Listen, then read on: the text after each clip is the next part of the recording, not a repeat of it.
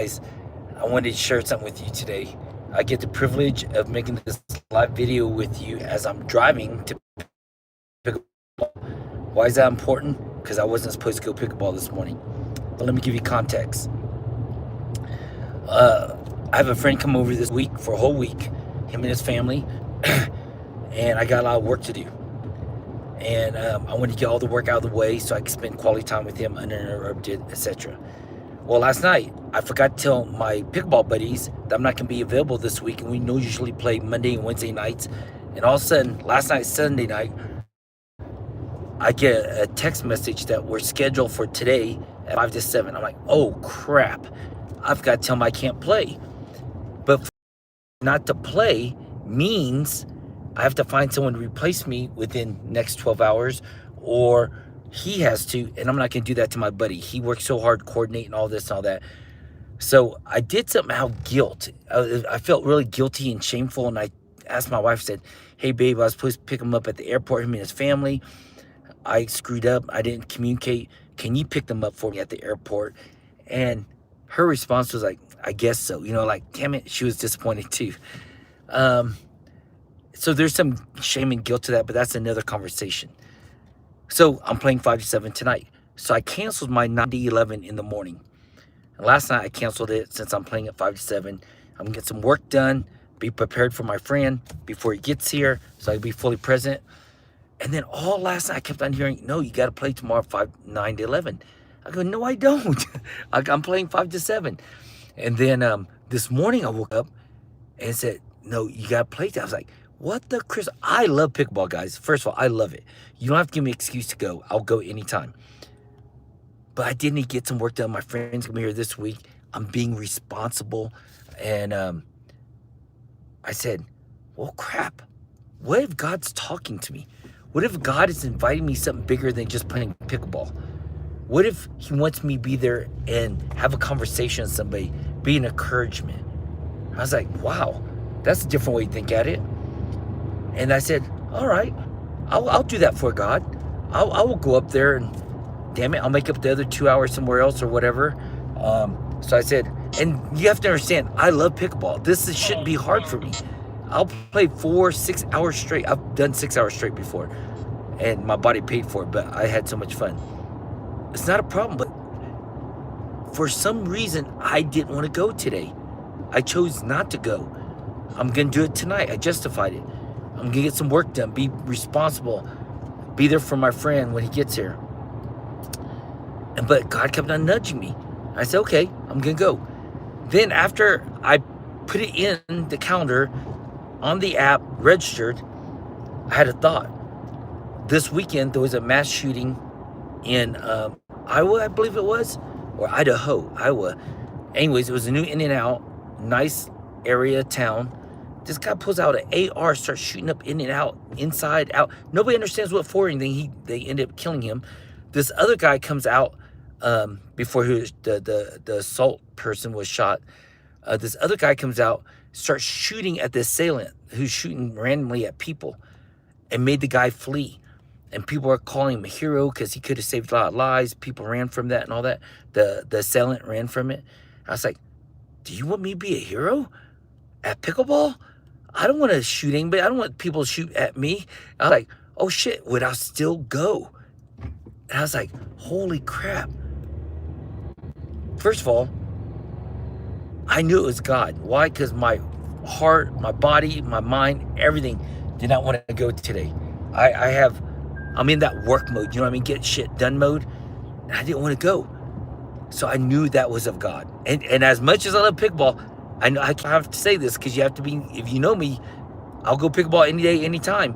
As much as I love it, I didn't want to go today. So I knew that it had to be of God, all right?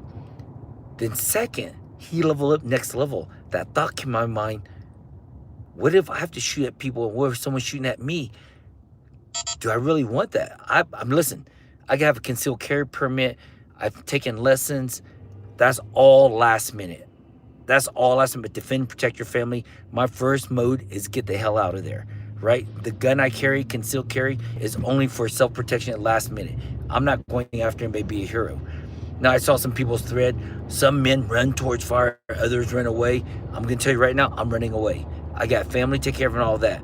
I'm not called to be a policeman. I'm not trained to be military, and I'm not anybody's hero. So when that thought came in my mind, what if you have to protect your community? Are you willing to do that? I was like, holy crap, maybe not, God. Maybe I should just cancel right now. Then, you know how I know I was scared? Because I told my wife, and she's like, no, you're not going to shoot anybody. No one's going to shoot at you. And I was like, it was more scary telling her than probably shooting at somebody, because I knew her reaction, right? Why am I sharing all this with you? Well, first, because I want you to understand my journey, my experience, and maybe it could be yours, hearing the Holy Spirit. I think as Christians, a lot of time we have our agenda. I know I do. And it's so full of already what I'm going to do. My days blocked out. I teach my people time blocking. And I wonder sometimes I leave any room for the Holy Spirit, for God to nudge me, to God to call me, God to invite me into something greater than my block schedule and my time allocated, being responsible and all that. And how do you know it's the Holy Spirit? Well, first of all, I know it's something that glorifies God, serving his people, that I don't want to do. I had my agenda. I had work to do. I mean, I was got the music selected. I was going to jam out, do some work, maybe even have a cigar while I'm working before my buddy comes. I mean, my day was set, buddy. So here's the point. The Holy Spirit usually interrupts your calendar. And it's not interrupting for the sake of interruption, for the sake of glorifying God. And by serving my community, being there for them, doing whatever God needs me, that's serving my neighbors. So I don't know. I'm going with the big question. I'm driving there right now with the big question, eyes open. Is this person want me to talk to? This? Is that person a threat? You want me to shoot them? I mean, all kinds of crazy questions. But I'm going not just to play pickleball. I'm going to see what God is doing and how I can join him. This is such a different emotion for me right now. So that's my story. Why is it important to you? Well, I'm curious, and I'd love to have a dialogue with you. Text below, comment, DM me, set up a phone call. How do you know when you hear the Holy Spirit? What are the indicators? Not do I want to only know personally for myself. I want to know also to lead my men. I think I have my way, but I don't think it's just the only way. I know he interrupts me. I know it's always greater good for his glory. But what are some personal ways you know that Holy Spirit's interrupting you? Then my last question. Are you willing to be a jackass for God? Meaning, listen, nothing happens. I go play pickleball, have fun, have regular conversations. No harm and threats happening. Nobody needs a immense conversation, prayer over nothing. And I just have a great day. Maybe God's just seeing if I'd be faithful with the little so you could trust me with the much. Can I hear the Holy Spirit nudge me? Well, I'd let him interrupt my day. I don't know. But one thing I do know, I'm willing to be a jackass for God.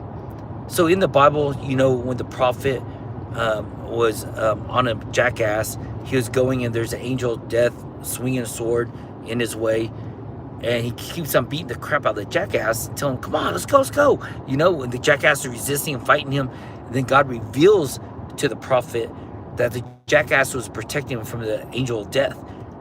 And then he opens the jackass' mouth and he can speak. And I was like, wow, God will even use a jackass when we don't listen. So can I be God's jackass?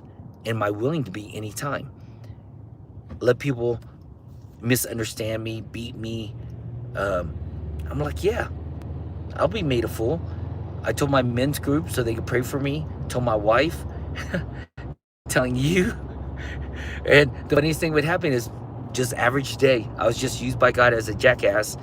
Or maybe he could use me to stop somebody doing something stupid. I don't know, but I'm willing to be a jackass for God.